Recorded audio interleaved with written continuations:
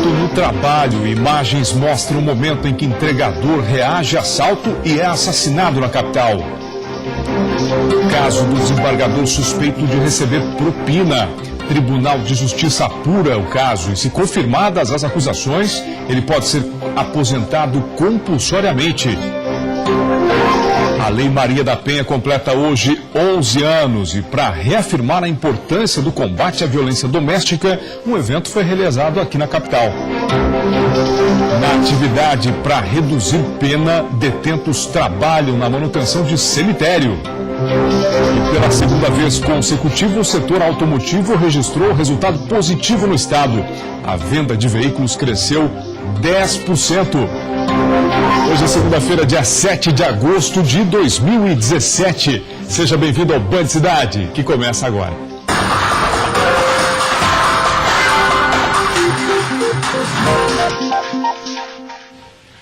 Olá, boa noite para você, uma ótima semana.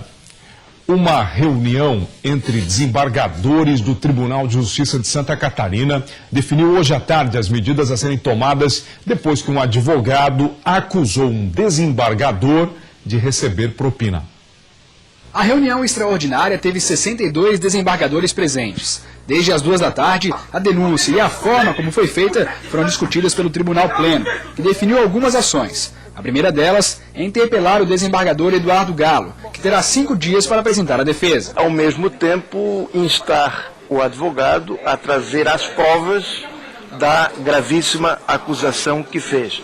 Por outro lado, endereçar um expediente à Ordem dos Advogados do Brasil para que apure a possível prática de um malferimento ao Código de Ética dos advogados e também um encaminhamento de outro expediente ao Ministério Público para que examine a possibilidade de ter havido crime de desacato. Em caso de constatação da veracidade das denúncias, pode ser imposta a pena máxima ao desembargador, a aposentadoria compulsória, com salário proporcional ao tempo de serviço. Caso a culpa não seja provada, o advogado pode ter sua licença cassada. Eu concordo com a afirmação do presidente de que a tribuna seja um solo sagrado do advogado.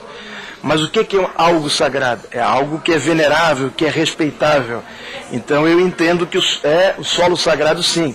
Mas o advogado precisa portar-se dentro daquilo que determina o Estatuto da Advocacia e da OAB, sendo intransigente na defesa do seu direito, sim. Mas não passando dos limites do decoro do exercício da sua atividade profissional. Os 125 anos de história do Tribunal de Justiça, de história retilínea e ascendente, é sem dúvida o episódio mais grave de que se tem conhecimento. É o caso mais grave que se tem conhecimento e é o caso que a sociedade aguarda uma resposta do Tribunal de Justiça, né? Bom, agora tanto o advogado tem que provar o que ele disse, como o desembargador tem que provar a sua inocência. O caso está na Justiça e a gente vai continuar acompanhando. As câmeras de segurança registraram o momento em que o motoboy Tiago Barleta de Lima, 31 anos, entrou em um prédio após ser baleado e morto em Florianópolis. Após ter feito uma entrega de comida em um dos apartamentos, Tiago foi abordado do lado de fora ao subir na moto para ir embora. A vítima foi atingida no peito e no abdômen. O suspeito, o criminoso, fugiu do local. Nas imagens, o porteiro abre as grades do portão do condomínio para a vítima quando ela voltava, para entrar no prédio, depois de ter sido baleada. Tiago fica alguns segundos de pé, conversa com o porteiro até cair aí no hall de entrada. O porteiro ainda busca o telefone para acionar a polícia militar. O SAMU teria demorado meia hora. Até agora ninguém foi preso. Para a polícia foi latrocínio, que é o roubo seguido de morte. O motoboy era casado e a esposa dele estava grávida de 4 meses. E uma casa foi destruída pelo fogo no bairro EFAP, em Chapecó. As causas do incêndio ainda estão sendo investigadas. Mais um incêndio em residência foi registrado em Chapecó hoje no bairro EFAP. Por volta do 12h30, essa residência de madeira de 2 pisos foi totalmente consumida pelo fogo. Segundo Diogo, dono da residência, ele e os filhos e a sogra estavam no local no momento em que o fogo começou. Ninguém ficou ferido. Nós estávamos na sala assistindo televisão com as crianças, eles estavam brincando E quando o mais velho saiu para ir pro quarto, ele chegou no quarto e ele viu o fogo. Aí ele voltou e falou que estava pegando fogo e quando eu fui ver tinha bastante fogo já. Aí eu tirei as crianças de dentro de casa e os vizinhos ajudaram a tirar, o que deu para tirar de dentro de casa, pouca coisa que conseguimos. Frequentes incêndios vêm sendo registrados no bairro EFAP. Nesta ocorrência, os bombeiros utilizaram 7.000 litros de água. Poucos móveis puderam ser salvos e a família carece de doações. Tenho 2 crianças pequenas, se eu conseguisse roupa para eles, até porque um vai na escola nos primeiros dias, aí até eu conseguir me organizar de novo. A princípio seria isso. Quem quiser ajudar, é só entrar em contato pelo 499-9922-7034. Você vai ver a seguir, a Lei Maria da Penha completa 11 anos. Os detalhes depois do intervalo. Agora são 6 horas e 56 minutos. A gente já volta.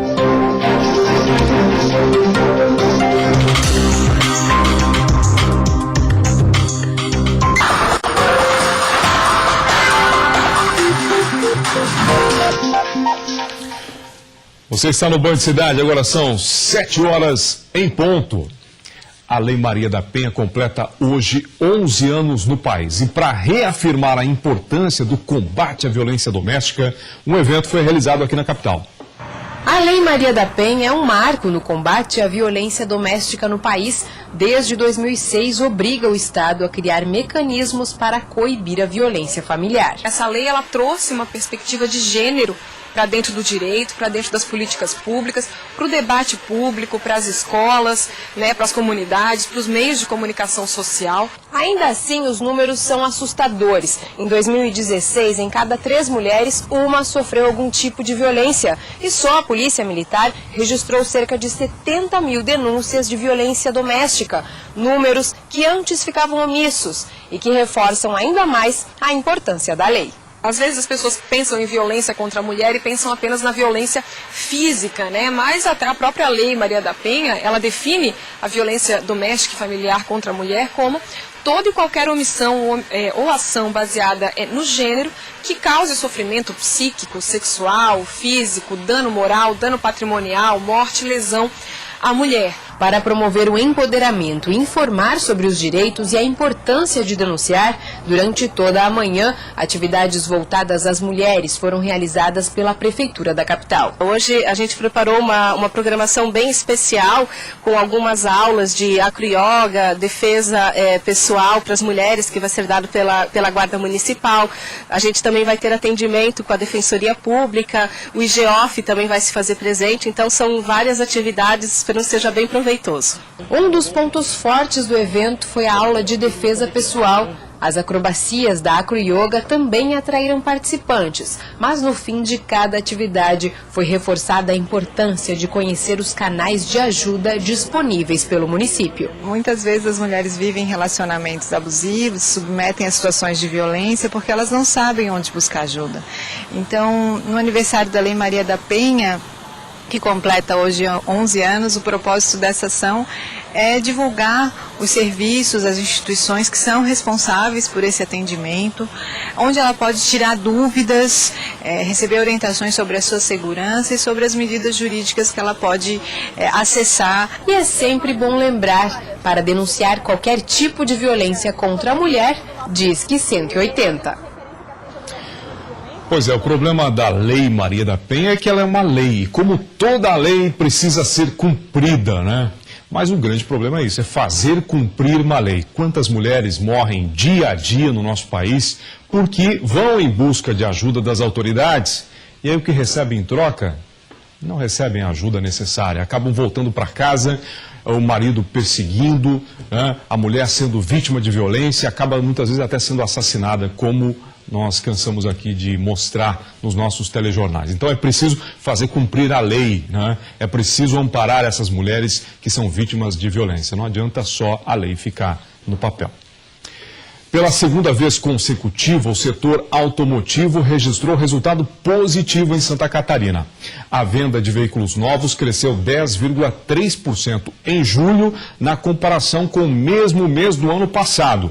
No acumulado do ano, o acréscimo é de 3,1%. Foram emplacados 84 mil unidades de janeiro a julho, contra 81 mil nos 7 meses de 2016. Os dados são da Federação Nacional de Distribuição de Veículos Automotores, a FenaBrave. No Brasil, porém, o cenário ainda é negativo. Em julho, o setor teve retração de 2,15% e no acumulado do ano, a queda foi de 4,99%. Uma perseguição policial na Praia Brava, em Itajaí, que terminou com um policial ferido e 2 pessoas presas. Esses e outros assuntos agora, no nosso Giro de Notícias. Durante a perseguição, uma moto, os policiais deram ordem de parada, mas os 2 ocupantes não obedeceram. Na perseguição, os criminosos atiraram na viatura que colidiu em uma árvore, deixando um dos soldados feridos. LL, de 17 anos, e William Marques Machado, de 20 anos, foram presos em flagrante. E a barra de direção de um ônibus escolar da prefeitura de Uruçanga quebrou e fez com que o condutor perdesse o controle do veículo. Com isso, o ônibus saiu da pista e ficou preso entre as árvores às margens da SC-118. No momento, não havia crianças no veículo. O motorista saiu ileso. E uma cadela foi resgatada pelos bombeiros neste domingo, 4 dias após cair de uma altura de 25 metros em um penhasco em Ituporanga, no Vale do Itajaí. Foi preciso usar técnicas de rapel para chegar até o local. A cadela foi resgatada com ferimentos leves e só foi descoberta graças aos latidos. E a partir desta terça-feira, a partir de amanhã, a Receita Federal abre a consulta ao 3º lote de restituição do Imposto de Renda da Pessoa Física de 2017. Serão contemplados mais de 2 milhões de contribuintes, totalizando mais de 2 bilhões de reais em restituições. Este lote de restituições do Imposto de Renda da Pessoa Física abrange restituições antigas de 2008 e 2016. Cada contribuinte deve acessar a página da internet ou então ligar para o Receitafone 146 e consultar o saldo. Os valores estarão disponíveis a partir de 15 de agosto. Neste lote, mais de 210 milhões serão destinados a idosos ou pessoas com alguma deficiência física ou mental.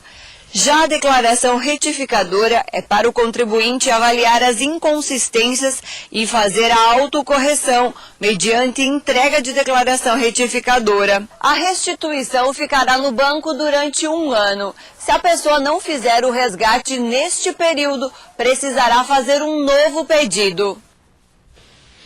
Segundo a Receita Federal, são cerca de 9 mil catarinenses que terão direito à restituição nesse lote a partir de amanhã.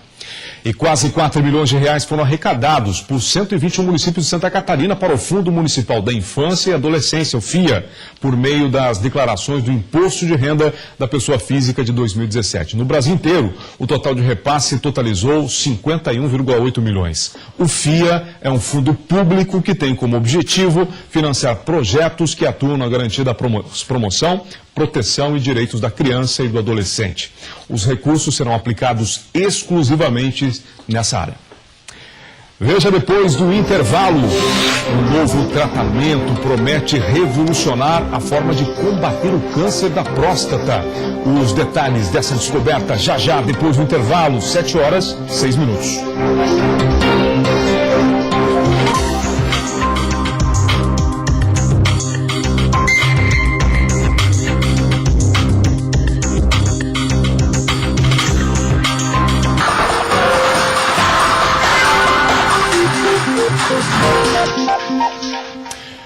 Estamos de volta e daqui a pouco tem na tela da Band o Jornal da Band com as principais notícias do Brasil e do mundo.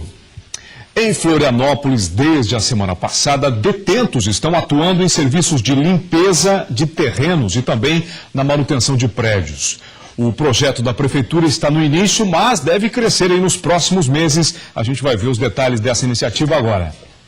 Os detentos que ganharam direito estão em regime semiaberto e, no geral, próximos de cumprir a pena. Até o momento, são 7 os escolhidos. O critério é ter bom comportamento. Ezequias é um dos que estão aproveitando a oportunidade. A penitenciária, né, nós estamos um bom tempo presos no semiaberto ali na penitenciária e a gente pediu uma oportunidade para a casa para trabalhar e a casa fez tipo de convênio com a prefeitura e deu essa oportunidade para nós trabalhar aqui, né? De acordo com a Prefeitura, o convênio com a Secretaria de Estado, Justiça e Cidadania traz economia para o município, já que a mão de obra vai substituir serviços terceirizados. Ganha todo mundo, né, com esse projeto, com esse convênio, ganha a sociedade, que tem o melhor serviço prestado, ganha a Prefeitura, que também economiza, né, com uma mão de obra qualificada, porque tem marceneiros, tem pedreiros, etc., outros tipos, os que estão aqui estão fazendo a manutenção, e ganha também a sociedade, que tem um serviço de melhor qualidade. Os presos trabalham uniformizados, de segunda a sexta, das 8 às 6 da tarde.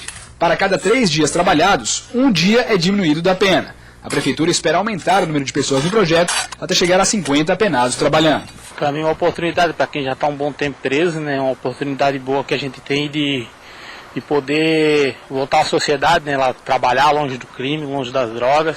É isso que a mais gente quer. Isso é o que a gente mais quer lá dentro, né? É sair lá de dentro, reconstruir uma família, trabalhar, viver uma nova vida, longe do crime. Projeto muito interessante que deveria ser ampliado, amplificado aqui em Florianópolis e também em outras cidades catarinenses, dar uma oportunidade. Isso sim é ressocializar, porque trabalhando é que o preso vai voltar a ter, né, liberdade e é trabalhando que ele vai voltar realmente para a sociedade. A Universidade do Estado de Santa Catarina, a UDESC, divulgou a lista de candidatos que integram a 4ª chamada do vestibular de inverno 2017, de 9 cursos presenciais. Eles devem comparecer na próxima quarta-feira, às 14 horas, nas secretarias de ensino de graduação, nos centros, com os documentos exigidos do edital. Conforme a instituição, o número de convocados chega a 55 vagas restantes. O horário serão matriculados por ordem de classificação, conforme o número de vagas. E olha, não para de crescer o número de casos de gripe A em Santa Catarina. Até agora, 253 casos foram registrados. Destes, 213 foram causados pelo vírus influenza A H3N2. Esses dados fazem parte do relatório divulgado pela Vigilância Epidemiológica de Santa Catarina. Dos 253 casos registrados, 149 apresentaram algum fator de risco. Destes, 65% eram crianças, 12% obesos, 8% crianças menores de 2 anos e 10% pessoas que apresentaram alguma doença crônica e ainda 5 gestantes. Até agora, morreram em Santa Catarina 29 pessoas pelo vírus da gripe, sendo 27 só por influenza A H3N2. Todo cuidado é pouco para evitar a doença. É importante lembrar de lavar as mãos mais vezes ao dia, evitar a aglomeração de pessoas e lugares fechados. Voltamos ao estúdio. O novo tratamento promete revolucionar a forma de combater o câncer de próstata. Pesquisadores alemães identificaram um composto que destrói o tumor sem provocar efeitos colaterais graves. Há 4 anos, o Roberto descobriu que tinha câncer de próstata. Precisou fazer uma cirurgia para eliminar a doença. Eu fui diagnosticado no estágio primário da doença porque eu acompanhava e fazia os exames que tivessem que ser feitos regularmente. De cada 100 homens, 16 vão desenvolver a doença. Os tratamentos são feitos com cirurgia ou radioterapia e podem causar impotência sexual, incontinência urinária e problemas intestinais. Quando o câncer de próstata se espalha pelo corpo, atingindo vários órgãos, inclusive os ossos, há pouco o que fazer. Mas agora uma nova terapia criada por um grupo de médicos alemães surge como uma esperança para esses pacientes que sofrem com o estágio mais avançado da doença. Os médicos injetam no sangue anticorpos que identificam a proteína que causa o câncer. Junto com esses anticorpos vai uma substância radioativa, capaz de explodir apenas a célula cancerígena, preservando as outras. Este médico analisou a pesquisa realizada durante 3 anos com 80 pessoas. O efeito do composto é 160 vezes mais eficiente do que as terapias convencionais, utilizando apenas 5% de radiação. O estudo mostrou que o tratamento eliminou os tumores de 2 pacientes com casos graves. É a primeira demonstração factível e real da possibilidade de reverter uma situação que era irreversível. Então, eu acho que esse estudo é extremamente promissor, eu acho que a gente tem uma ideia clara de tentar desenvolver isso cada vez mais. Resultados de outros pacientes ainda serão divulgados, mas o método promete mudar a forma de tratar o câncer de próstata. E vamos poder tratar inclusive os tumores iniciais, que atualmente são abordados por cirurgia e rádio, sofrem consequências desses tratamentos, e talvez com esse radioisótopo que atua apenas nas células cancerígenas, sem afetar o resto do organismo, a gente vai poder eliminar um tumor inicial e deixar o doente viver com grande qualidade de vida. É uma mudança radical no paradigma do tratamento do câncer. É torcer, né, para que evolua ainda mais esse estudo. O Band Cidade desta segunda-feira termina aqui. Você acompanha agora o Jornal da Band.